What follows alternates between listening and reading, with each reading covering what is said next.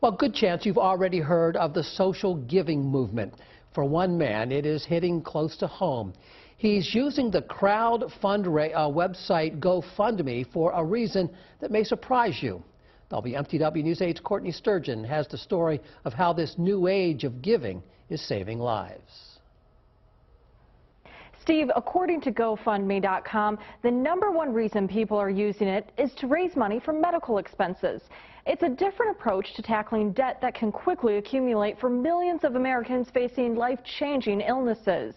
Zoo Kane is one of those people. This is, to me, the closest thing to my art that I see around is the flowers. In nature. Yeah. Artist and longtime Portland resident Zoo Kane lives life in Technicolor. This is kind of a big collage room in here. He creates hundreds of pieces of art every year. One year I had started 729 artworks, and I finished 520 of them that year. As he's done for nearly 40 years. I actually started here in the early 50s when there was a train station over there.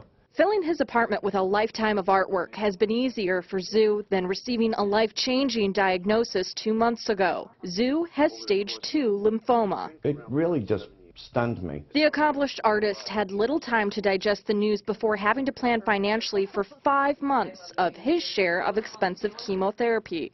That's when a friend encouraged him to turn to GoFundMe.com. I don't like to accept help. I like to be self-motivated and independent and feel like I've got this. I'm going to do okay. Accepting contributions just did not seem like a cool idea to me. But I may be in a situation where I may need some help. So I said, good, let's do it. So now I feel, now I've embraced the idea. It's fine with me. 7,000 new users register every day to use the personal online fundraising website. Most of them are logging on to gain financial support for medical treatments. In the greater Portland area, there's nearly 400 people, like Zoo, raising funds to cover treatment for life-threatening illnesses. I think it's great that the community is helping to support folks who are at that point of need, but as much as possible, if we can plan ahead, that's even better. Financial planner Michael Goldman advises anyone with this kind of windfall to consider first putting the money in a FDIC-insured savings account and avoid investing it. The temptation a lot of times is to see all that money as money that you have and that you can do something with.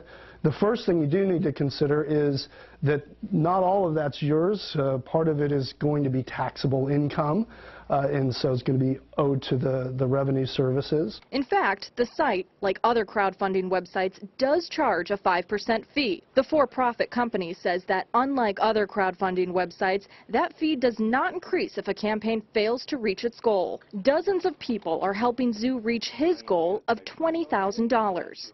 In 1 month, friends, family, and fans of his artwork have stepped forward, raising more than $2,000 for the man they describe as a source of hope and incredible, fearless awesomeness. Being connected with all these people that care about my health is like, wow, this is amazing.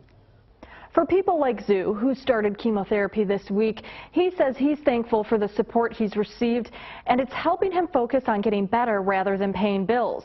He told me he's hopeful he'll soon feel better. In the studio, Courtney Sturgeon, WMTW News 8.